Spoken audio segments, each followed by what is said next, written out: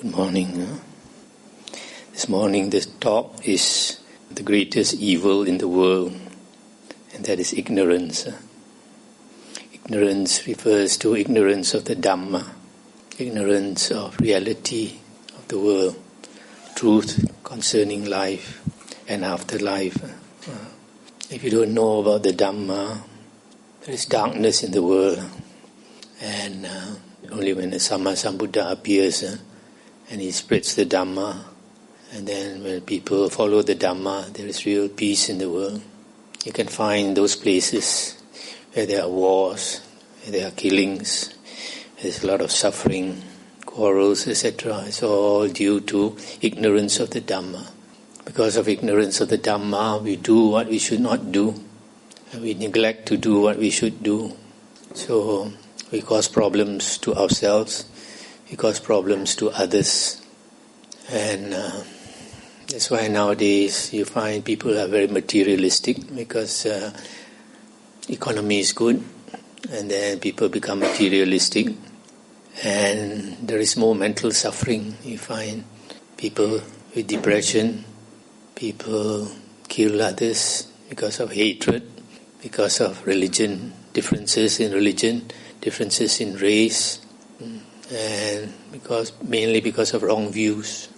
You don't understand the Dhamma, you have wrong views about the world. You don't understand about the law of karma vipaka, which is what is said in the Bible: as you reap, as you sow, so shall you reap. What you give to others, you get back in return. A lot of people don't understand that. And people also don't know about samsara, the cycle of rebirths, that the beings that we meet, we have met before, probably many times. So the people that you hate now could be your relatives in the past life. That could be your relatives in the future life also. So it's very important to know the Dhamma. If you understand the Dhamma, then there will be peace in the world. Sometimes you can say Buddhism is not a religion. Not a religion in the sense that it doesn't ask you to believe. The Buddha said, Ehi Pasiko, come and see. Practice and see the results yourself. You can get the results in this very life, then you can believe. Buddhism doesn't promise you, if you become a Buddhist, you'll go to heaven. No. Whether you go to heaven or you go to hell or you go to the ghost realm or animal realm, all depends on yourself. All depends on your actions. Yeah.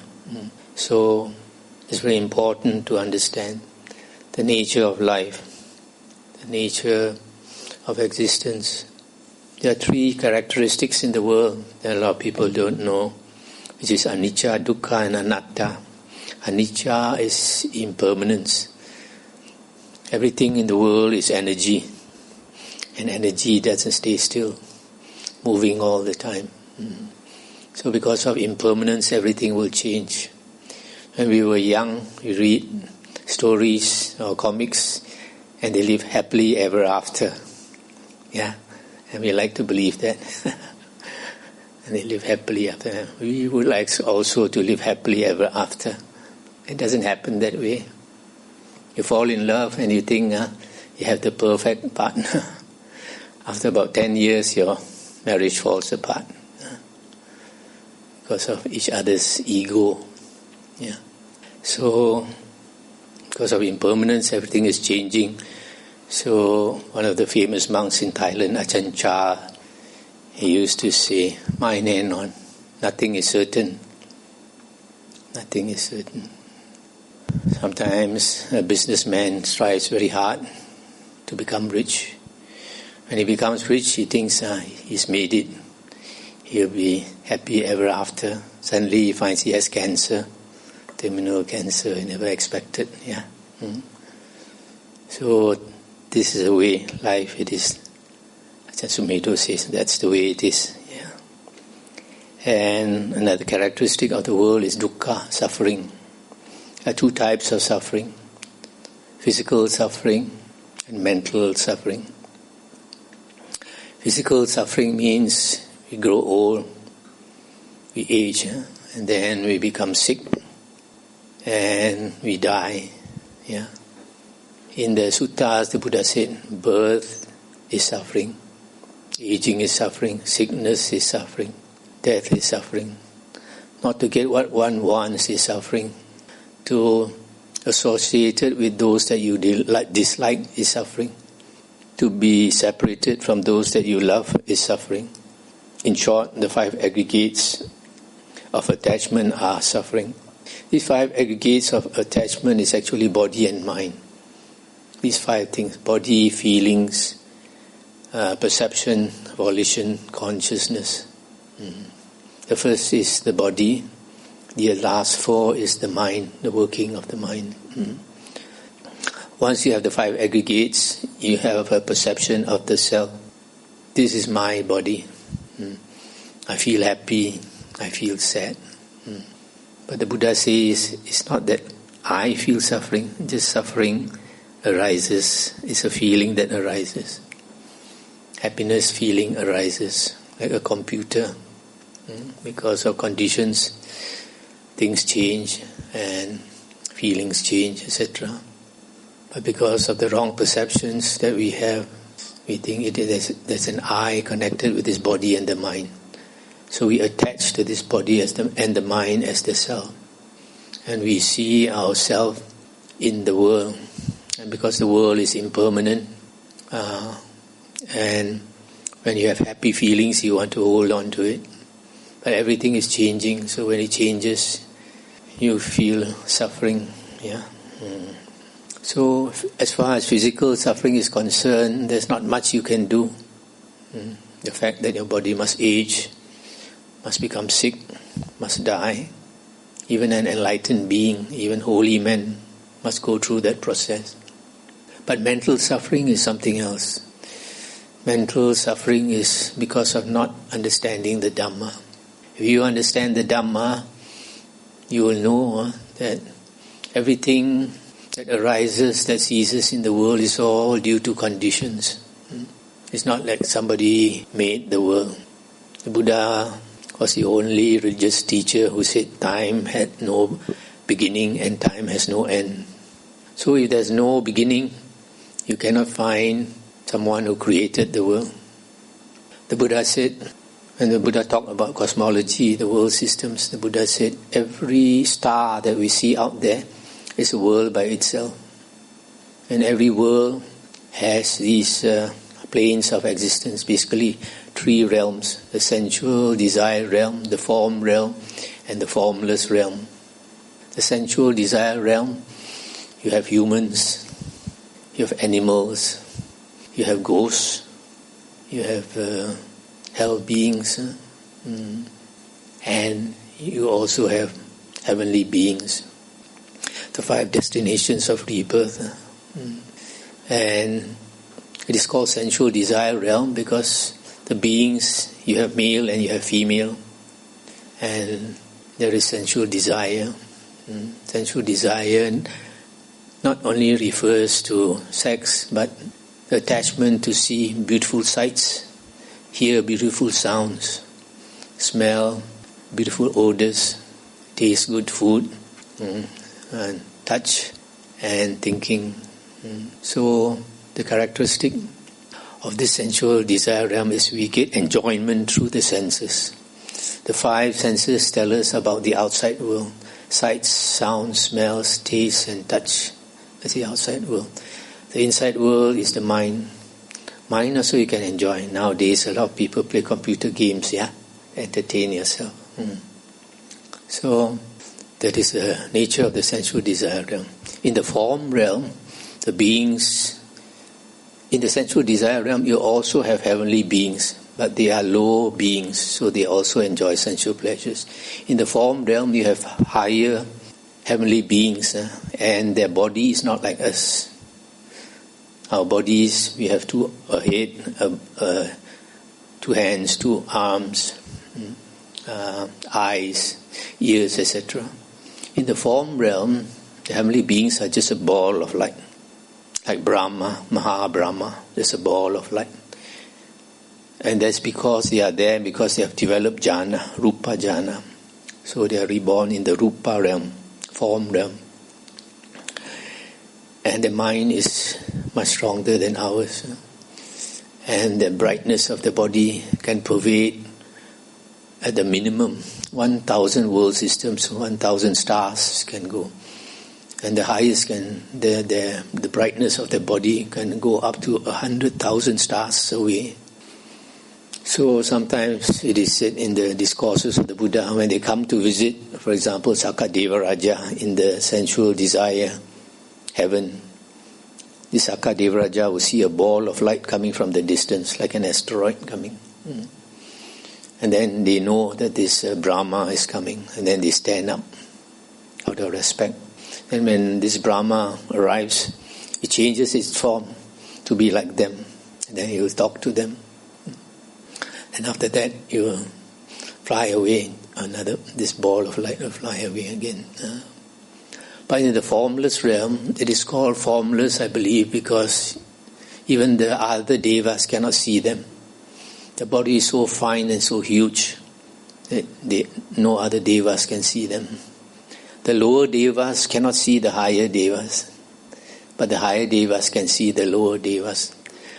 But the lower devas can see the higher devas if they allow you to see, because the mind is much stronger. So it's like we can't see ghosts, we can't see devas, but if they want us to see, they can make us see. Yeah.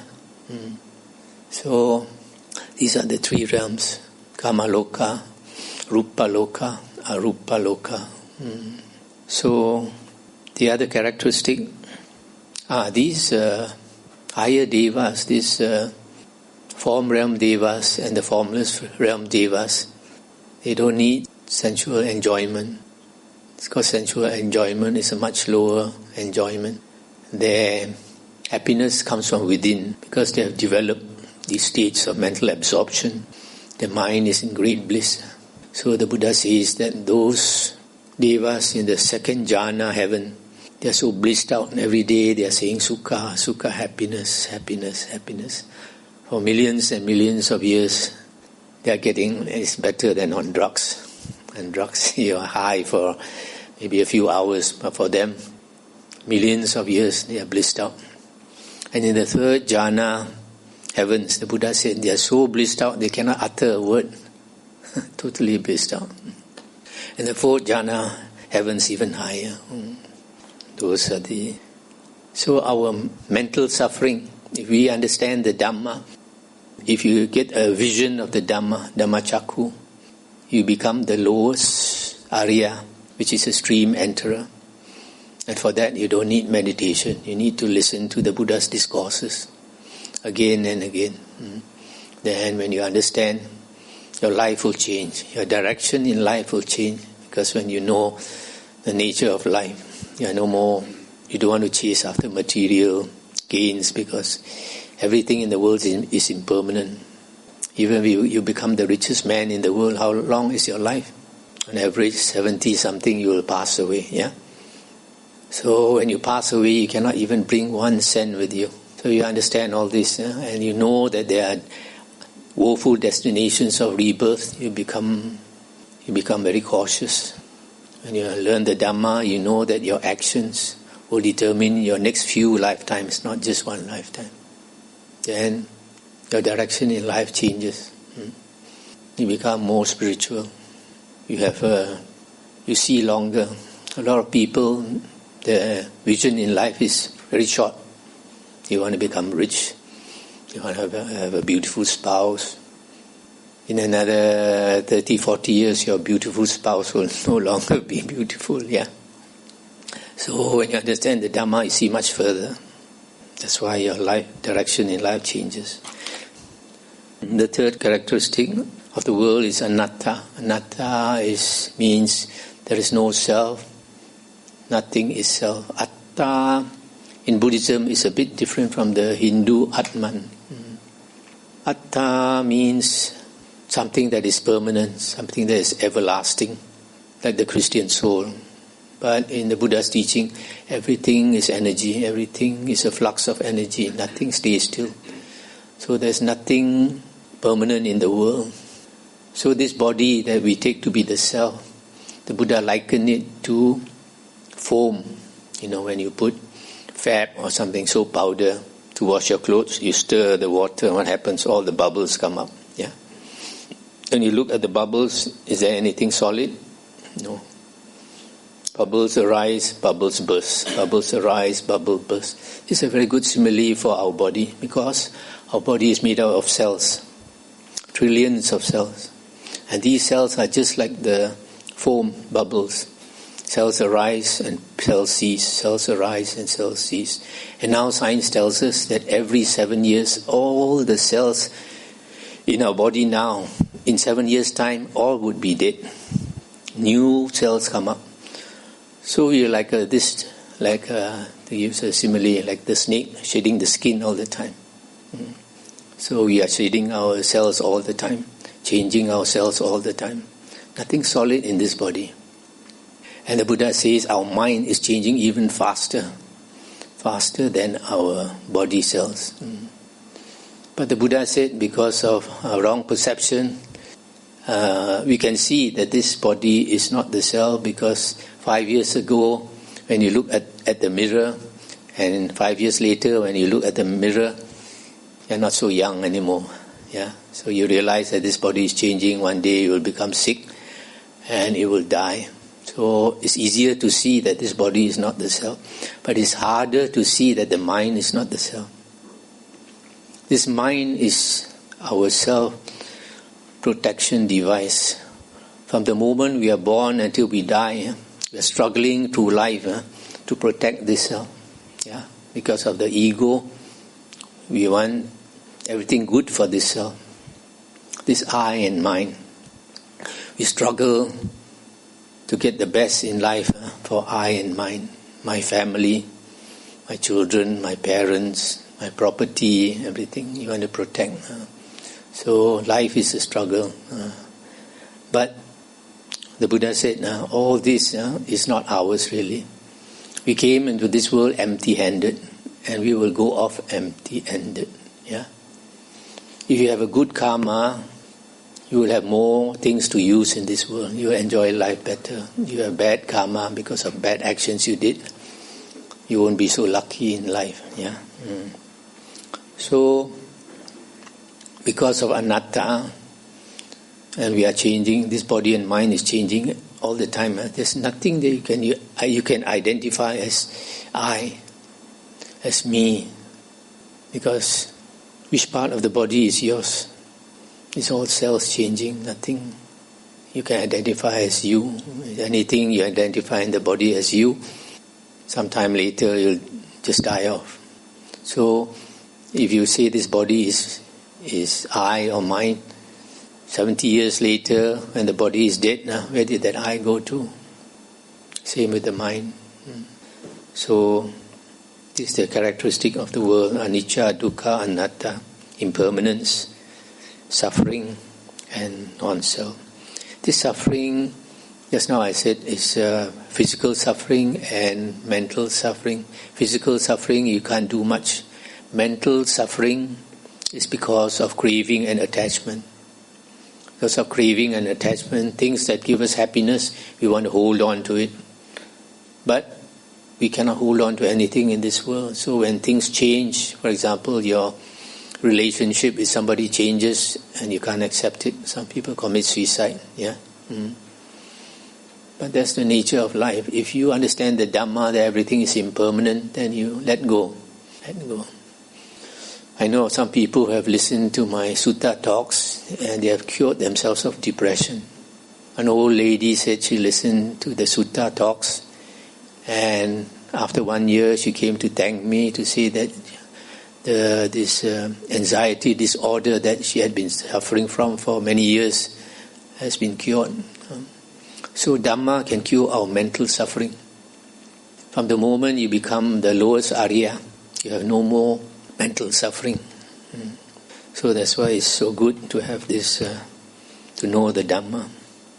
And the Dhamma also tells us that about the round of rebirths. If we pass away, we can be reborn in 5 destinations of rebirth. 2 are happy destinations: heaven, various levels of heaven, and human beings. These are the 2 happy destinations. The three woeful destinations are the ghost, animal, and hell realms. Hell is the worst. You're tortured every day. So, where we go for rebirth depends on our karma. Even like us, we are reborn as a human being. We can see very clearly there are many different types of human beings in the world. Yeah, some they have a good life. Some have a life of suffering, like those. Many of those in Africa. Some in India. Some in Indonesia. They're suffering. So, the life we have depends on our actions, on the amount of blessings we have. So if we know that there is this cycle of rebirth, that we can be reborn into woeful planes, then we become more careful.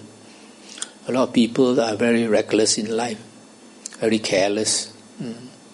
They just enjoy, and at the end of life, they have to pay for it. And then the Buddha said our life is governed by the principle of karma vipaka. Karma vipaka. Karma is the intentional actions that we do through body, speech and mind. Vipaka is the result that you reap as a result of your actions. If you do good actions that benefit other beings, the result that you get is happiness. As you give happiness, you get back happiness. And then if you do evil, you harm others. Very often because of wrong view. For example, these ISIS people, they think that they can cut somebody's throat and go to heaven with 72 virgins waiting for them.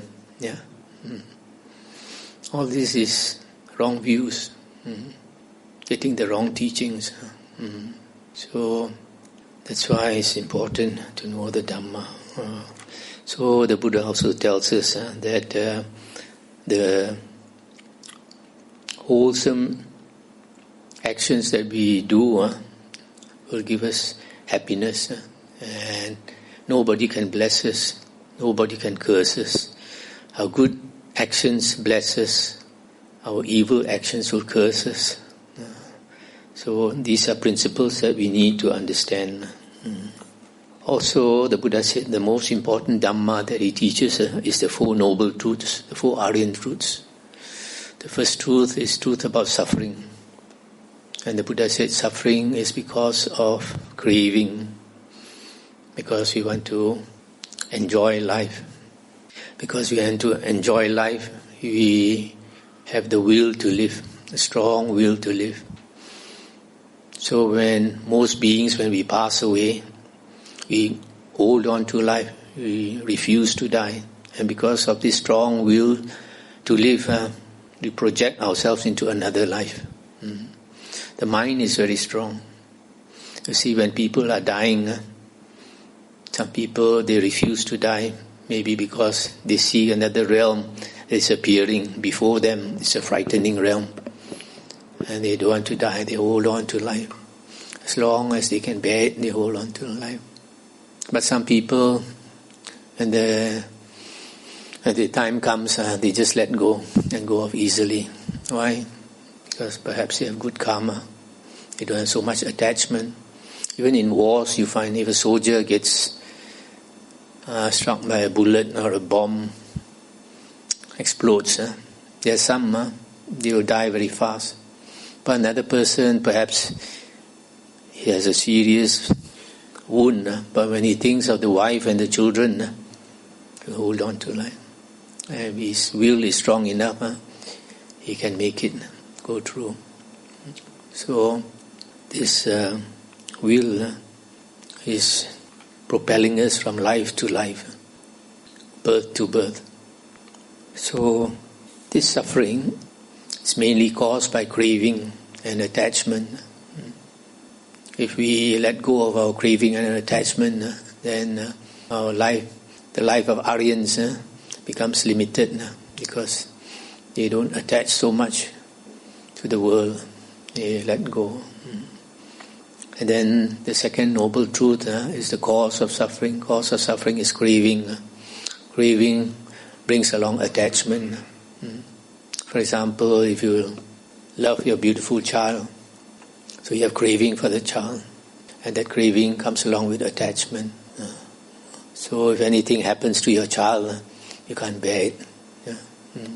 There's a man in Malaysia who told me, I think he had 2 daughters and 1 son. The son went to Australia to study, and then something happened. I think he drowned in a pool or something. And the parents had so much suffering. The father told me it was so unbearable. And as a result of that incident, he said he dare not love the 2 daughters so much. If anything happened to the daughters again, he wouldn't be able to stand it now. So it's because of this understanding of the Dhamma that he starts to let go. So when you let go, you have less suffering. The third noble truth is cessation of suffering. Cessation of suffering is when we get rid of the unwholesome states of mind called greed, hatred, and delusion. Greed, I think all of you know the meaning of greed. When you have excessive greed, you can do terrible things, cheat people, and then commit adultery or whatever. Then hatred, because of hatred, somebody is of a different religion than you, somebody is of a different race than you. You can have hatred. Because of hatred, you can kill people. Then delusion is a very blurred state of mind. So blurred, the hindrances. In Buddhism, we talk about 5 hindrances that can be very strong. Sensual desire, ill will or anger, sloth and torpor, restlessness and worry, and doubt. Sensual desire can be so strong when some man can rape the daughter or rape the granddaughter. Ill will or anger can be so strong that because of quarreling over a parking space, somebody can kill somebody else. And then sloth and torpor. Sloth and torpor you can see when you meditate. And restlessness also when you meditate. Your mind is running all over the place. You can't fix your mind on the breath. So these are the 5 hindrances that we have to get rid of. And you get rid of in meditation. So that is delusion. A person who is deluded now, he can sit beside the Buddha and the Buddha is teaching him the Dhamma. He cannot understand because his mind is so blurred. The Dhamma is very profound, so you need to have to be highly intelligent to understand the Dhamma. So the Buddha said, if he teaches, the Buddha said, let an intelligent man come to me, one who is honest, straightforward, and I will teach him the Dhamma. The Buddha doesn't teach the Dhamma to everybody. He sees those that are capable of understanding, then only he will teach. So the spiritual path, the holy path is the practice to get rid of these 3 unwholesome states, greed, hatred and delusion. And if you have eliminated these 3 defilements, then you become an enlightened person. But there are many levels of partial enlightenment. There are various Aryan stages. So the highest stage is the Arahant. One is totally liberated. So that is the cessation of suffering. A person has totally eliminated the greed, hatred and delusion, is totally rid of suffering because there's no more self. You can see that this body is not the self. The mind is also not the self. So that is cessation of suffering. Then the path leading to the cessation of suffering is the Aryan Eightfold Path, Noble Eightfold Path. There are 8 factors that you have to practice to reduce your suffering. And the sutta says you have to start with the first one, which is right view. And right view will bring you to right thoughts, which will bring you to right speech, right action, right livelihood, and then right effort, right mindfulness, and right concentration. So the Aryan Eightfold Path has to be practiced in that order, only that order. So the first factor is the most important, right view. And the sutta says to get right view, there are two conditions. One is the voice of another teaching you the Dhamma. By yourself, you cannot attain right view. Somebody has to teach you the true Dhamma, the original suttas, discourses of the Buddha. Of course, you can study the books on the translations of the discourses of the Buddha yourself also, in which case it is the voice of the Buddha that is teaching you. So the second condition is focused attention. When you listen to the Dhamma, you must pay full attention, then you can understand. But a person with a blurred mind, he wouldn't be able to focus his attention. His mind is, what do you call it, deficit, attention deficit, So these are the only two conditions to get right view. Once you get right view, you have seen the Dhamma, you become the lowest Arya, a stream enterer. And once you become the lowest Arya, the three woeful planes are close to you. Forever you will never be reborn as a ghost, as an animal, or go to hell. And your blessings will be extremely great. And then your life will be limited. 7 more existences. You will only be reborn as a human being and go to heaven. And each time, whether as a human being or go to heaven, you have a very good life because your blessings are immense, immeasurable. So the Buddha says, once you become an Arya, the suffering that remains is very little compared to a Putujana, an ordinary worldling who's forever on the round of rebirths and cannot get out of the round of rebirths.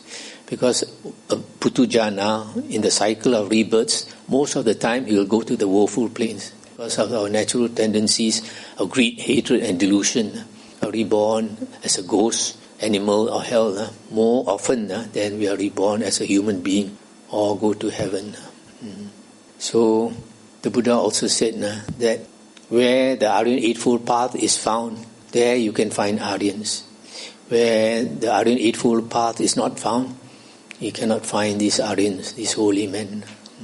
So the Aryan Eightfold Path is very important to us to reduce our suffering. And the last thing I'd like to talk about is dependent origination. This whole world is created because of causes and conditions. The Buddha said, as I mentioned, time has no beginning and no end. The Buddha also said that space is boundless. You cannot find the boundaries of space. And this is recently confirmed by Professor Stephen Hawking. So Buddha talked about world system. Every star is a world system. And then the Buddha talked about the small 1,000-fold world system, which consists of like 1,000 stars. But of course, this 1,000 is only approximate. Then the Buddha talked about the middling 1,000-fold world system, which is 1,000 of these clusters of 1,000 world system. So that is the middling 1,000-fold world system. Then the Buddha talked about the great 1,000-fold world system, another 1,000 of this middling world system. So because space is boundless, whatever life we experience here, there are uncountable numbers of them out in space, just like us. But of course they are so far away we can't communicate with them. In the Bible it is said that the world will be destroyed by fire, but it's not explained how the world will be destroyed by fire. But the Buddha explained. The Buddha said world systems, sometimes they expand, sometimes they contract. So now scientists have come to know that the stars are moving away from each other, are moving away from us. This is the expanding world system. But the Buddha said there's a limit to their expansion. A time will come when they reach their limit. After that, world systems will contract. The stars will come nearer and nearer and nearer. Now we have one sun with us, and it's hot enough. Time will come, a second sun comes near us. When the second sun comes near us, human beings will die, animals will die, plants will die. Later, as the stars come nearer, third sun will come. The rivers start to dry. The ocean starts to get lower. Then fourth sun, fifth sun. By the time 7 suns come near us, the world will burn. And all these stars will come together and form a huge mass, what scientists now call the black hole. Black hole is a huge sun, so huge that its magnetic pull is so strong. Anything that goes near is pulled sucked in. And because it has such a huge magnetic pull that it is burning, and the light particles try to go out, they are sucked in. Light particles go out, these photons go out and suck in. It's because of that you look from far, you cannot see it. That's why they call it a black hole. So a time will come when you will explode and throw out all the stars and all the planets and all that. So this has been going on for eternity, from the beginning of time to the ends of time. So the Buddha saw all this. So now slowly science is beginning to confirm what the Buddha has said 2,000 over years ago. At the moment we have one psychiatrist from America in our monastery. 2 years he came for a retreat, now he's come back. The first time he came, he told me, after listening to the discourses of the Buddha, he was astounded. Why? Because he said, what the psychiatrists have discovered in the last 100 years, the Buddha has spoken about it 2,500 years ago. That's why he's so interested in Buddhism. So everything in the world arises from conditions. So if we understand that whatever happens in the world, we have to accept it. We were part of the causes and conditions that create the present situation. So whatever comes our way, happiness or suffering, is a result of our actions, whether this life or past life. So we accept everything that comes our way, then we reduce our mental suffering.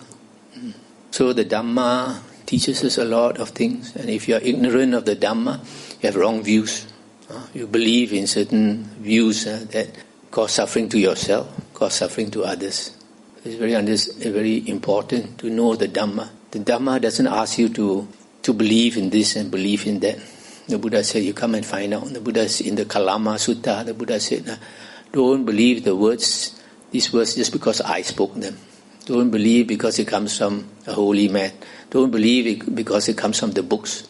Whatever. You go and practice. And if you find it is good for you, then you continue practicing. So I'll end here. Any questions? Nothing. I'd like to know if bad thoughts bring bad karma. And the other thing is, the power of mind can do bad things to other people. When you think you can do bad things. Here in West, at least I believe this. What is the first question? You said bad words? Bad thoughts.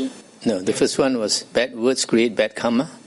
Bad thoughts. Bad thoughts bring bad karma. Just thoughts by themselves, has a small effect. Suppose, for example, I have a thought to steal something. Yeah. So, for example, I have a thought to steal a monk's iPhone in his dwelling. Yeah. The thought itself is a small offense. Okay. Then I plan how to do it. That's another small offense. Then I will wait for the right time when he is not in his dwelling. Then I walk towards his dwelling to take the iPhone. Every step that I take in the monk's Vinaya, in the monk's discipline, the Buddha said every step that you take is a small offense. So you add up all these small offenses. And then I go to the dwelling, I open the door. Then there's another offense. I walk inside his room.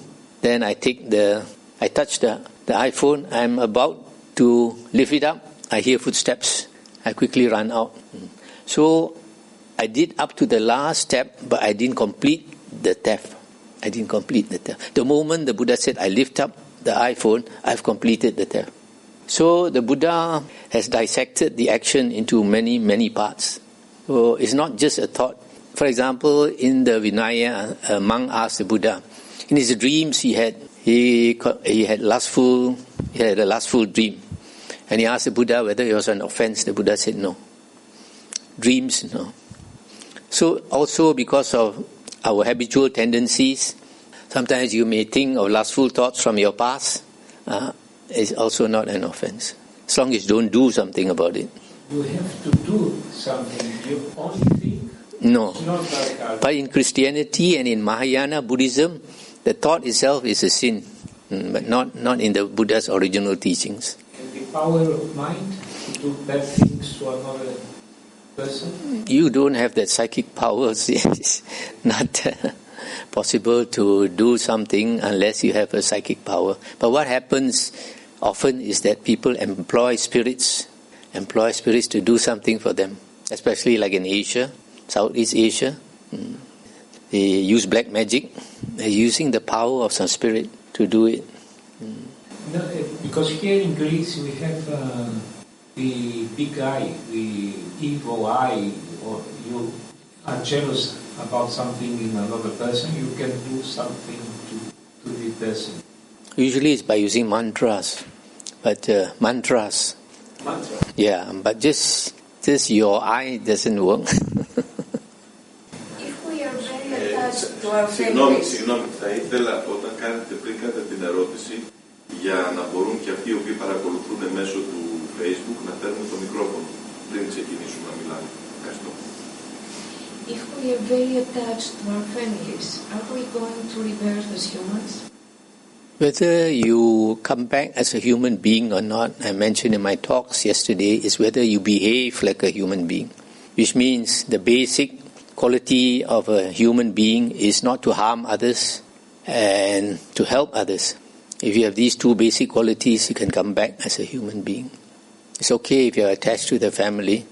The Buddha said, for two persons to be reborn together, 4 things are important.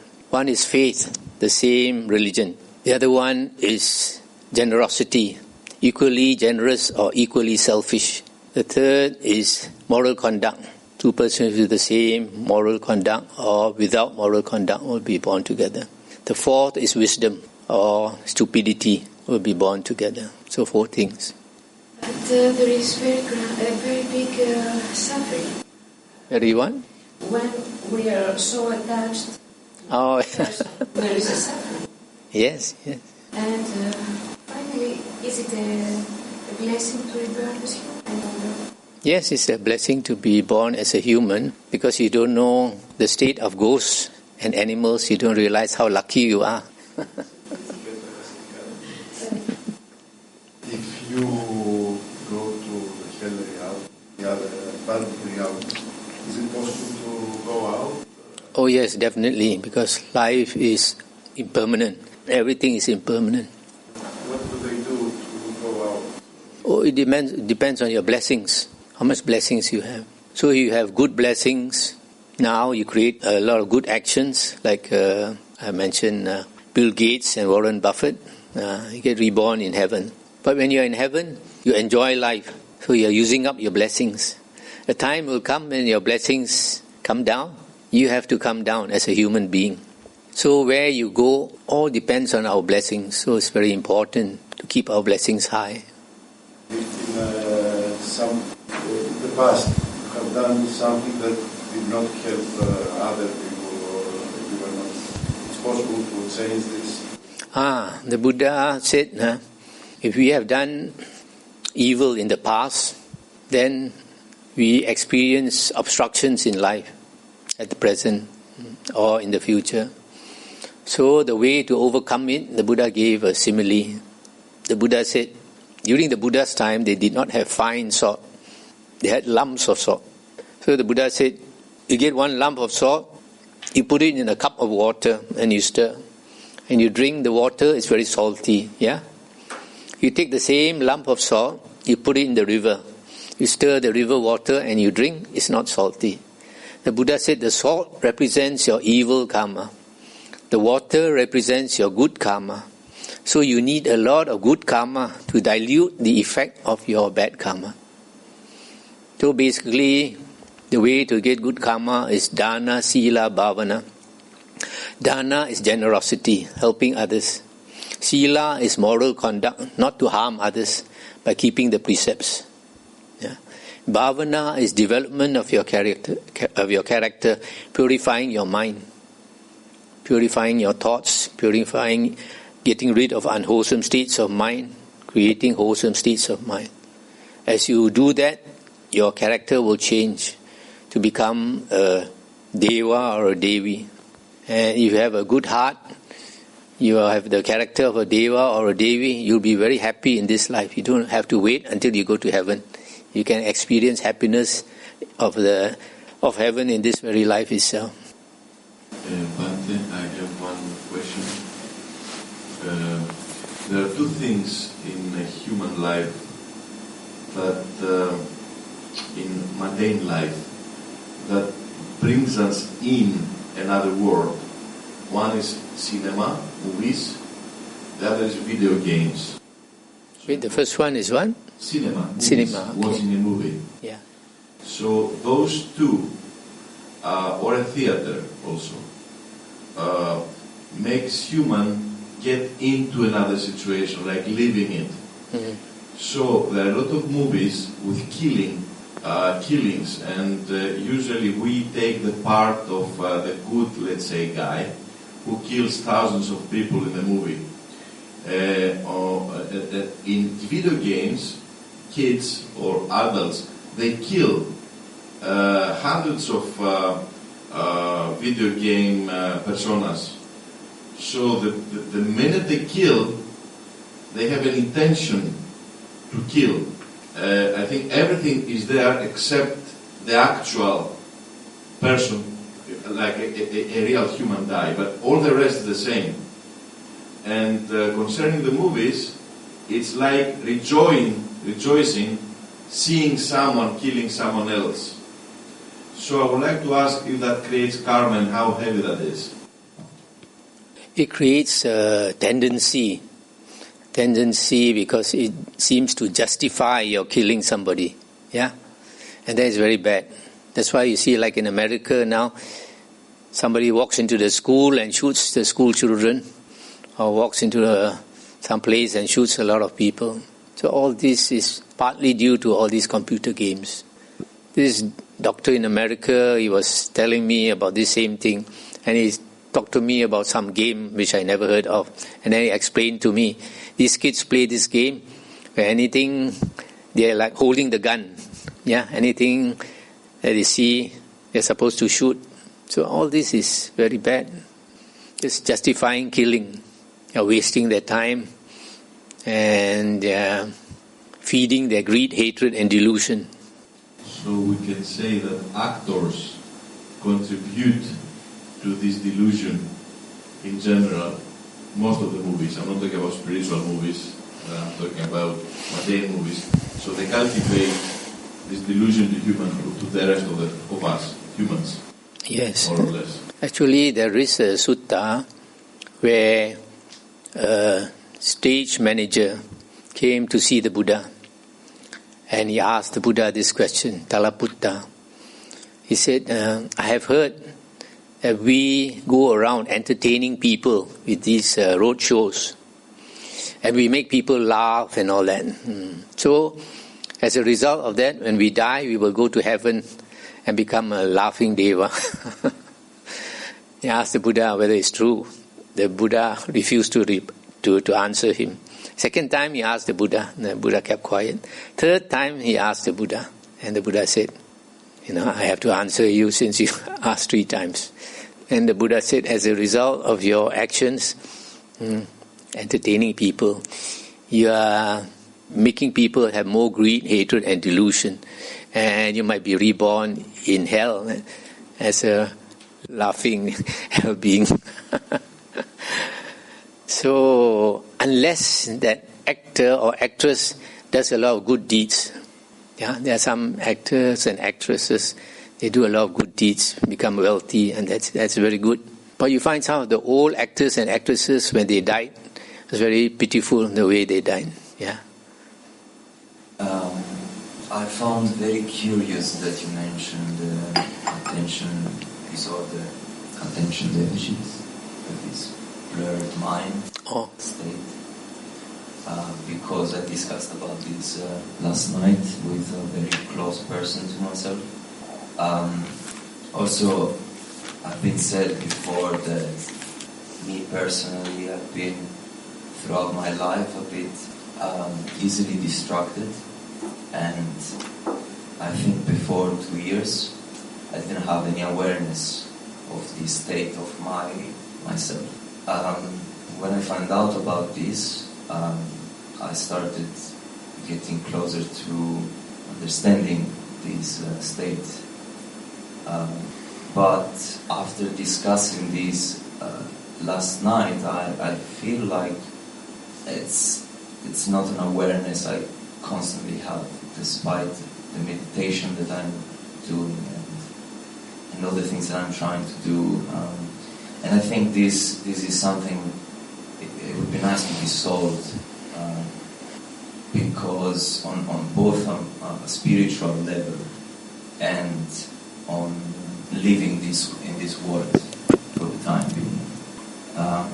So the question is actually, what would be a suggestion of what I could do to just get out eventually of this blurred sort of thing. It's just very confusing most of the time, really. You can see that people like drug addicts, they're very blurred. You press a button, they might even kill you. Yeah. So a lot of people, if they don't learn the Dhamma, they continue in this way of life, very blurred.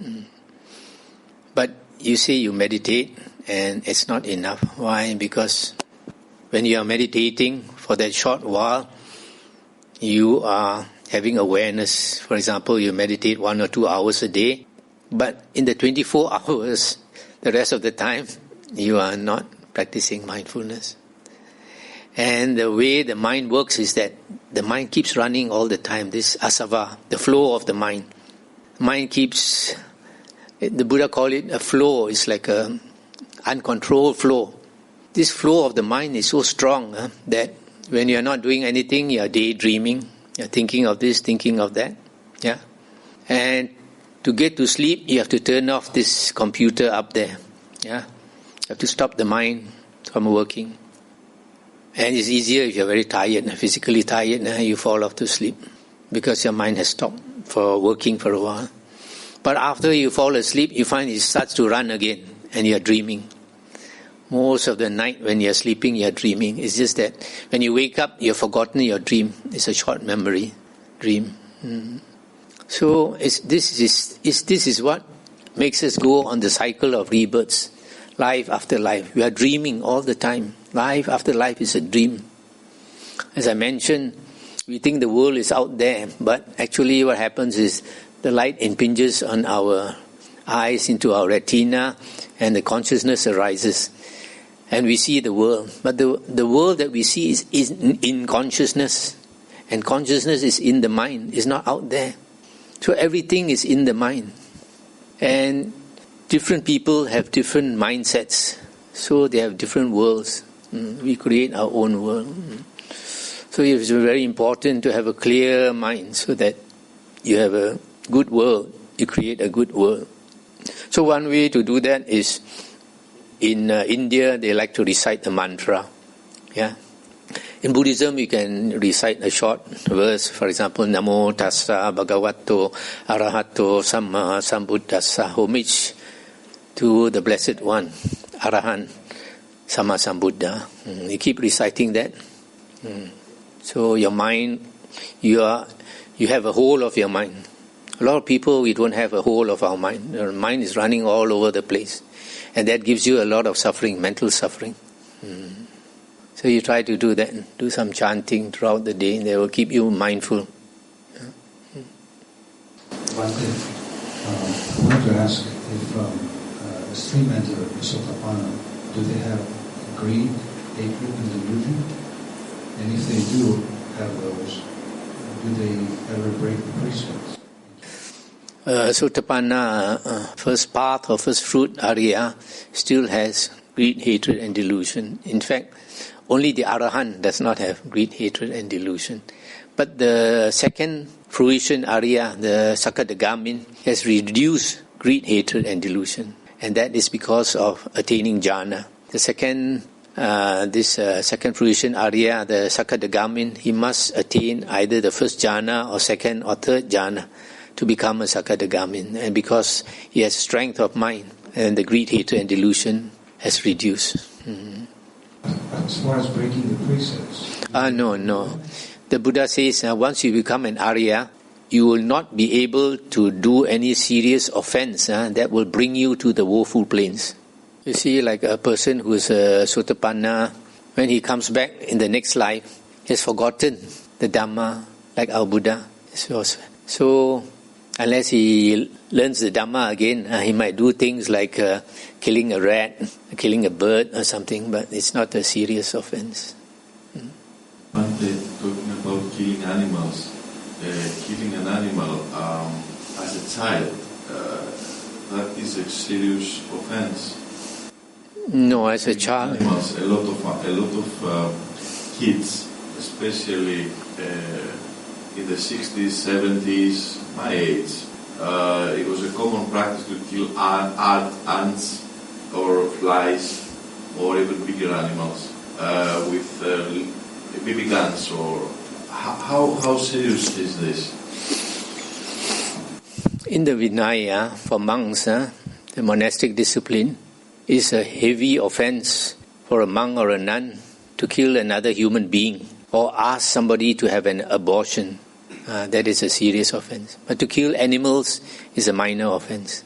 And another question is, if you have a relative who is in, let's say, in intensive care, and the doctor said that this person is in a coma, and they ask you what you want us to do, do you wish to unplug this person and give him or her a rest, or keep going?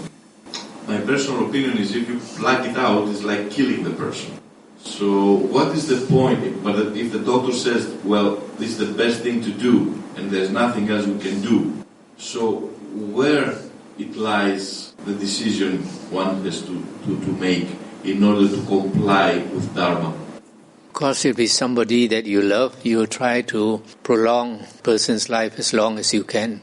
Then after a period, you find that there's no hope and that person might be suffering more than it appears, then it might be okay. But it's totally up to that person involved, up to family members to make the decision. It's a hard decision to make. So it's not wise for one person to make that decision. It's better for the family to discuss and come to a conclusion. If you make the decision yourself, one day you may regret.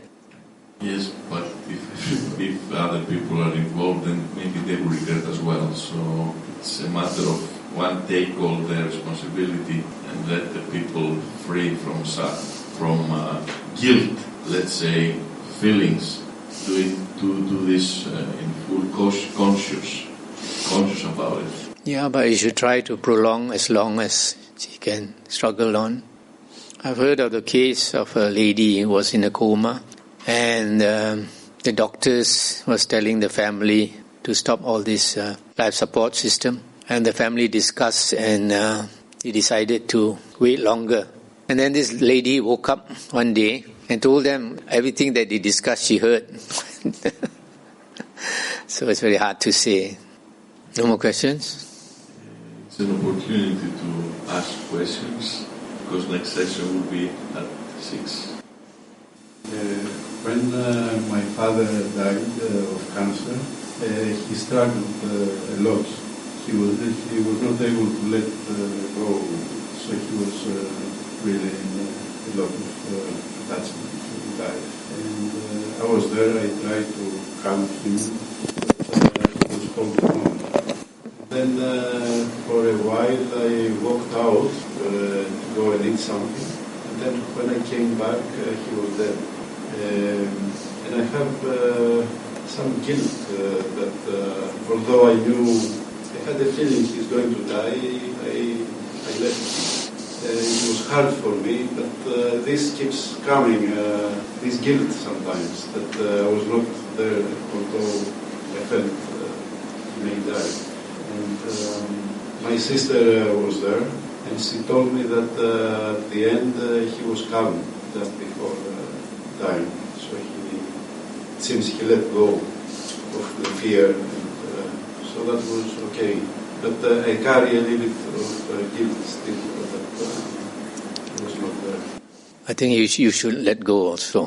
That is, yeah, because You have done what you could have done. Every one of us, we have a time for us to go. Yeah, and you were not sure that he was going at that time. If you were sure, you would not have left him. Yeah. Yeah, I thought maybe. Yeah. There was a risk. Yeah, but then this thing can drag on for a long time. Yeah, it was dragging. Yeah. So it's not your fault. Nothing to do with you. Anyway, what is important where he has gone for rebirth. And where he has gone for rebirth, you also cannot do anything. It depends on his karma. If he had a good heart, he will go for a good rebirth. So it did not depend on the last moments. No. You only left him for a short while. Sometimes when somebody is dying, they want to see somebody they have not seen for some time. Somebody like overseas, have not seen for a year or two. And they hold on to life until that person comes, and then they let go. But you have been with him for all the time.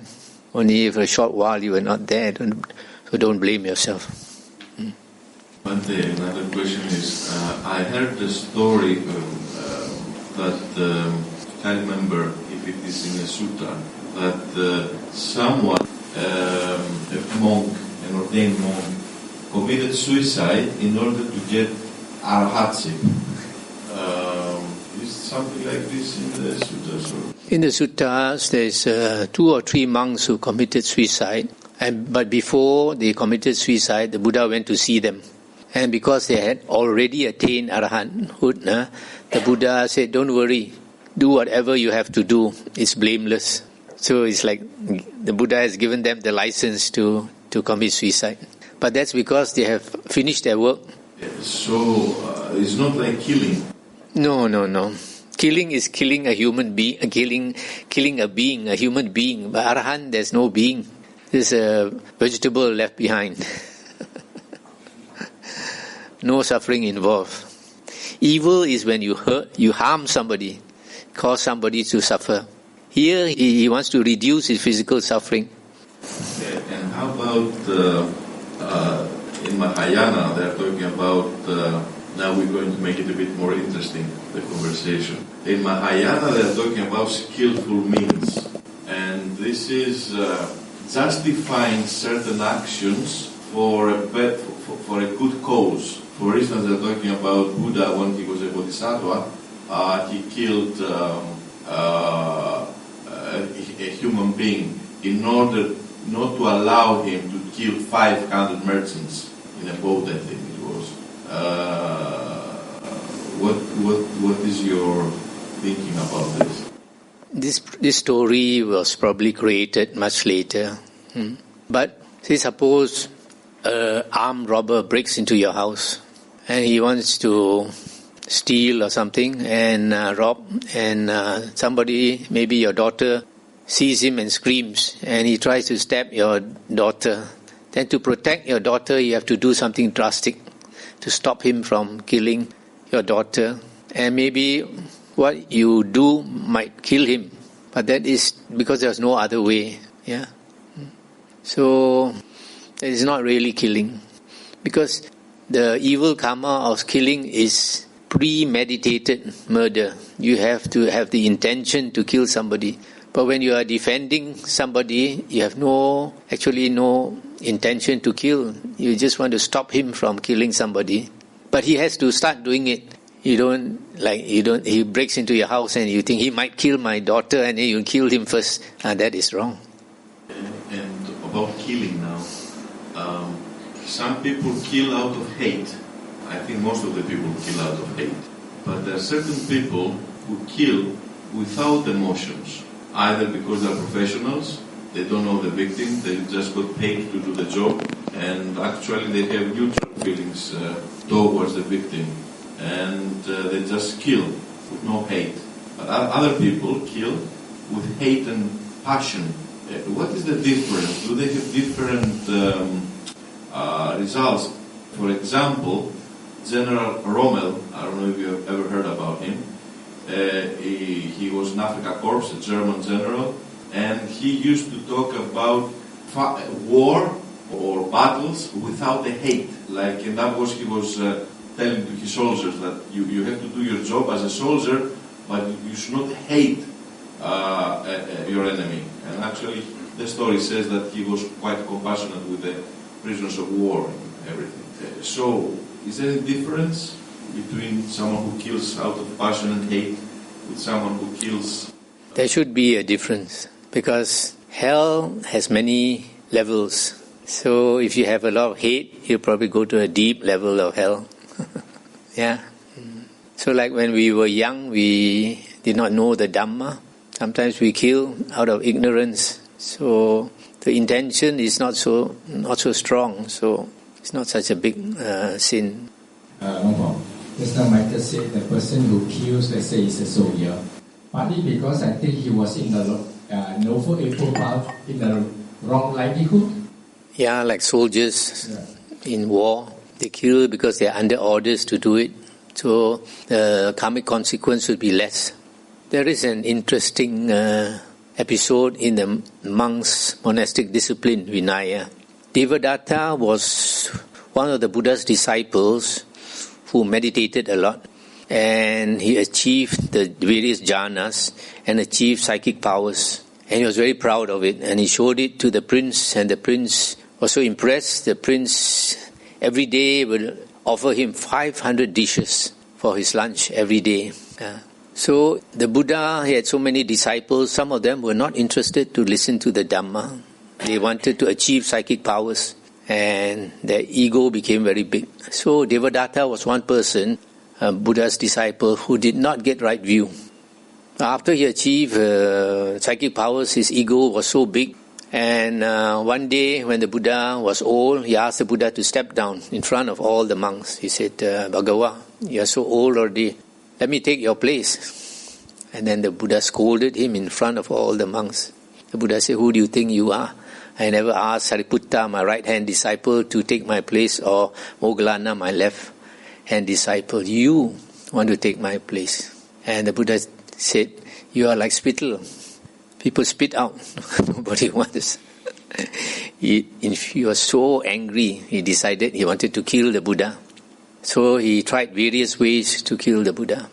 One of the ways he tried was, he asked the prince Ajatasattu to provide him with men to do something. So Ajatasattu was a great fan of his. So Ajatasattu got a few men and told them, whatever this Bhante wants you to do, you go and do it. So he called the first man. He said, you go to where the Samana Gautama is.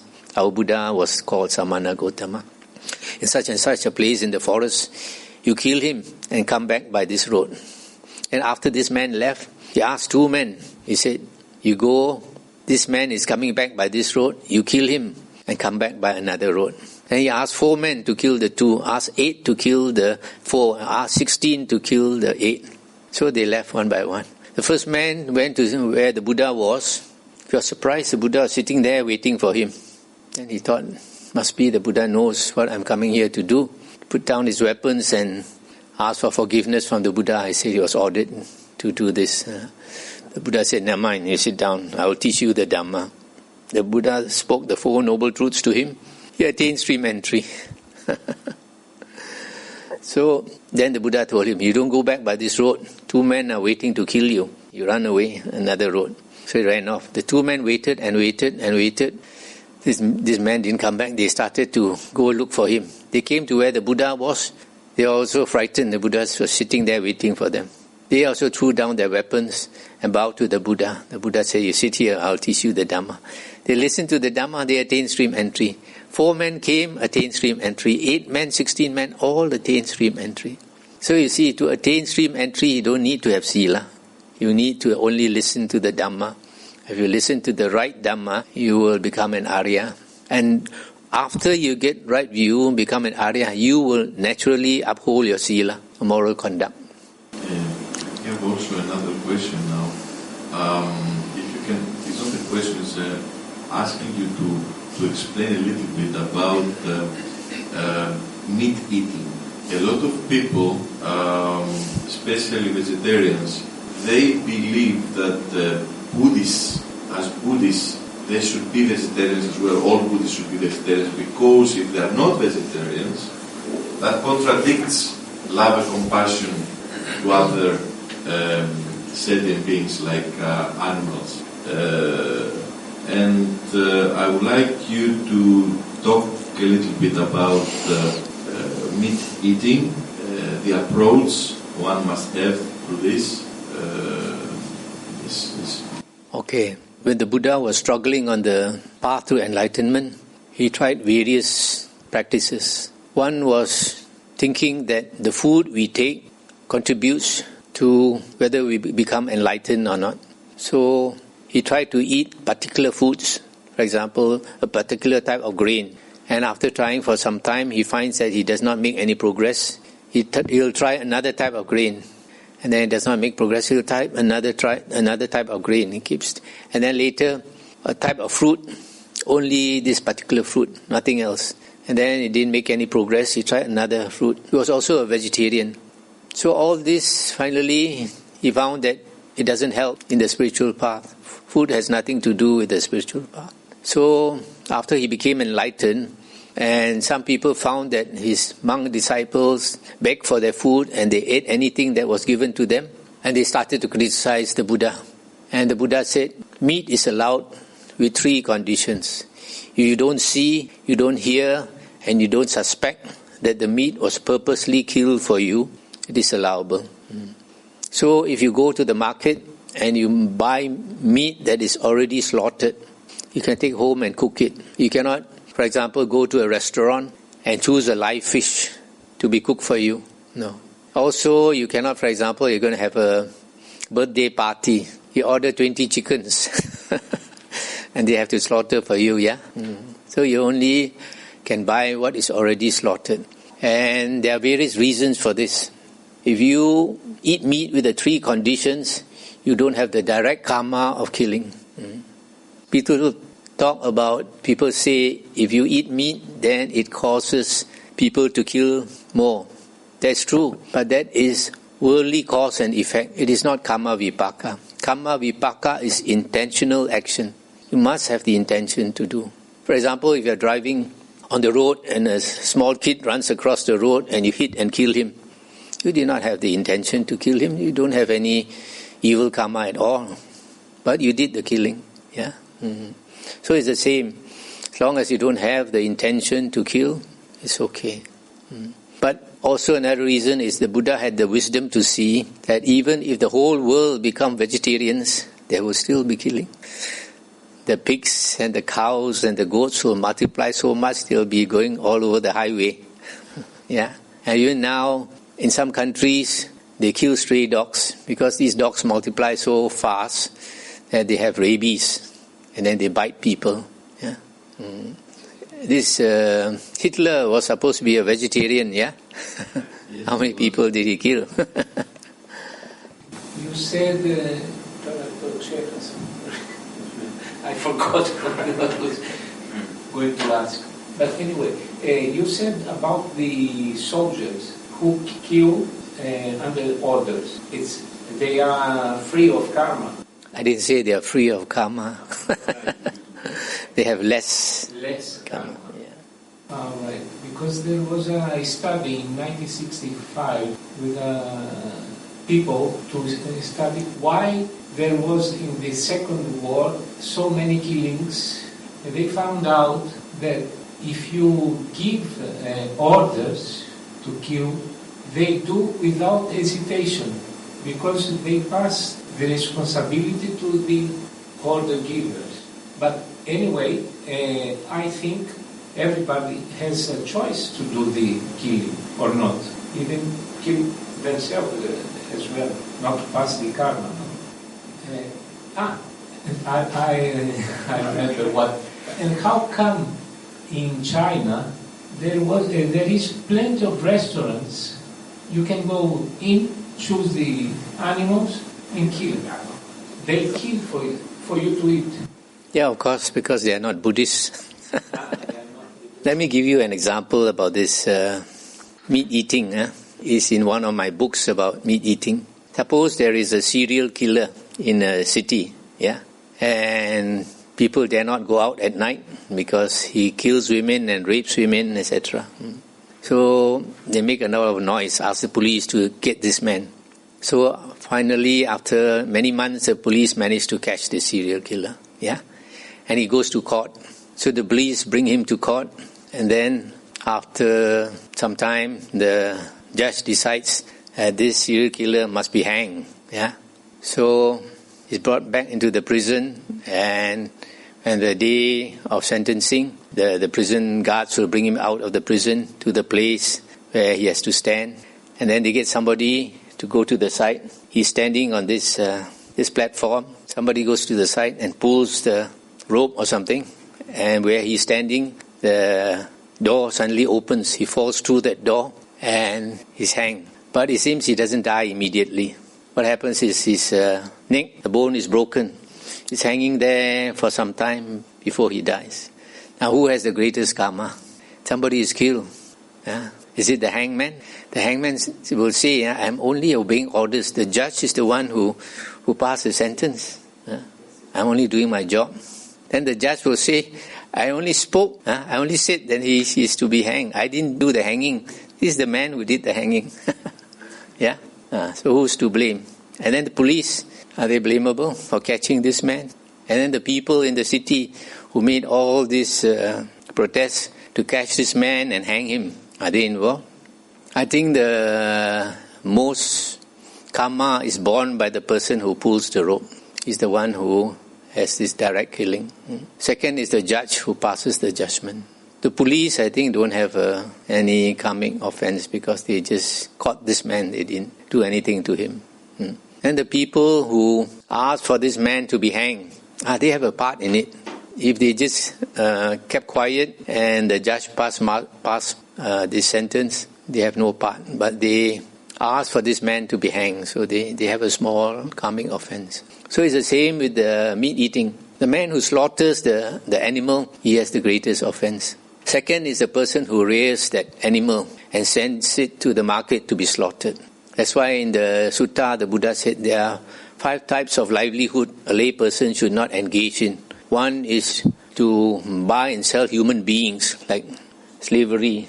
Nowadays, people catch children and sell them to become prostitutes and all that. And then the second is rearing animals to be slaughtered. Another one is selling liquor and drugs. Another one is selling weapons. Another one is selling herbicides, insecticides that kill insects and worms, etc. So that means also that in a restaurant, if you have a restaurant, you're selling meat. If you are selling live meat, yeah. Not dead meat. Dead meat? Like, meat, like from already, the market. Already slaughtered? Yes. It's okay because you don't have the direct karma. But of course that is... karma. Yeah. But actually we can't run away from this because you want to live in houses, they have to open up the forest so that they can build houses, yeah. In the process of opening up the forest, animals have to die, yeah. You want to use electricity, they have to dam the rivers. When they dam the rivers, a big area is flooded, animals die. So life is like this, you can't... Also about insects, because we have the insects in our houses, like can be cockroaches or rats, and it's not possible to have this in the house, like crawling over the food. Or so in these cases, you ask someone who's a specialist to put poison or do something. How is this? But you don't have the intention to kill. You don't want to kill them, but there's nothing you can do. But some of this problem can be eliminated. The cockroaches and the ants are there because there is food to eat. So if you put the rubbish bin in your house, they will multiply. So you have to put the rubbish bin outside your gate. Then they will go there to eat. The ants will go there. And then if you are very untidy, after your meal, crumbs of bread is all over the table and on the floor and all that, then these ants come and they multiply. So if you are more careful, even they are inside the house, slowly they will become less and less and less. Shall we continue tomorrow, this evening? Just I want to add on to this Brother John, the case when he said to Prasad, Kutapana, he has to cut down the tree branches. Add on to that, three of the factors he had to cut off to be a sotapanna, not to say cut off, this is suppressed, what I call that, personal will, what I call that, then Silappata Paramasa, the rights and rituals, and the one is dog, the trees, fetters, you have to suppress for the sotapanna. You just need to listen to the true Dhamma, the original suttas, and attain stream entry, the first path. After some time, if he continues to study the suttas and practice according to the Dhamma, then the wisdom will mature. After it matures, and then that person attains the first fruition, sotapanna. At the time when he attains the first fruition, sotapanna, the three fetters will fall away naturally. He does not have to make the effort to get rid of these three fetters. Okay?